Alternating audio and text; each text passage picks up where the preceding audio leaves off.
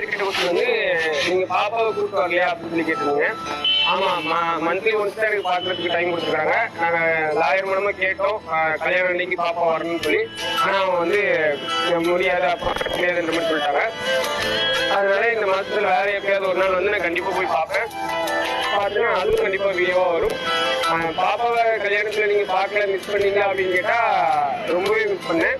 டிக்டாக்ல நமக்கு ரொம்ப பிடிச்ச பர்சன் யாருன்னு பார்த்தீங்கன்னா மணிதனா. ஸோ இவங்க மேரேஜுக்காக ஏகப்பட்ட செலிப்ரிட்டிஸ் வந்து வந்திருந்தாங்க. ஓகேங்களா. ஸோ இந்த செலிப்ரிட்டிஸ் எல்லாம் நம்ம எல்லாருமே பார்த்துருக்கோம் அந்த வீடியோஸில். ஸோ இந்த வீடியோஸில் இவங்க மேரேஜில் ஒரு முக்கியமான பர்சன் ஒன்று மிஸ் ஆகுது. ஓகேங்களா. ஸோ அவங்க யாருன்னு சொல்லி பார்த்தீங்கன்னா மகளினி பாப்பா. ஸோ அந்த மகளினி பாப்பா ஏன் வரல அப்படின்னு சொல்லிட்டு அவங்களோட ஆடியன்ஸ் கேட்டிருந்த டைமில் வந்து இப்போ ராஜ் ப்ரோ வந்து சொல்லியிருந்தாங்க, விளக்கத்தை கொடுத்துருந்தாங்க. ஓகேங்களா. ஸோ அது என்னென்னு பார்த்தீங்கன்னா, நாங்கள் வந்து மேரேஜ் அட்டன் பண்ணுறதுக்காக பாப்பாவை கூப்பிட்டுருந்தோம், பட் ஒரு கேஸ் போயிட்டுருக்கு. ஸோ அதனால் அவங்களால தர முடியலை அப்படின்னு சொல்லிட்டு அவங்க வந்து சக்தி சிஸ்டர் ஏதோ சொல்லியிருக்காங்க போல். ஸோ அந்த காரணத்தை கொண்டு மகளினி பாப்பாவை அனுப்ப முடியலை அவங்களால. ஸோ இதுதான் அவங்க ரீசன் ஆயிருக்குன்னு சொல்லிட்டு ராஜ் ப்ரோவே சொல்லியிருக்காங்க. ஸோ ஓகேங்களா. ஸோ அந்த வீடியோ தான் நீங்கள் பார்த்துட்ருக்கீங்க.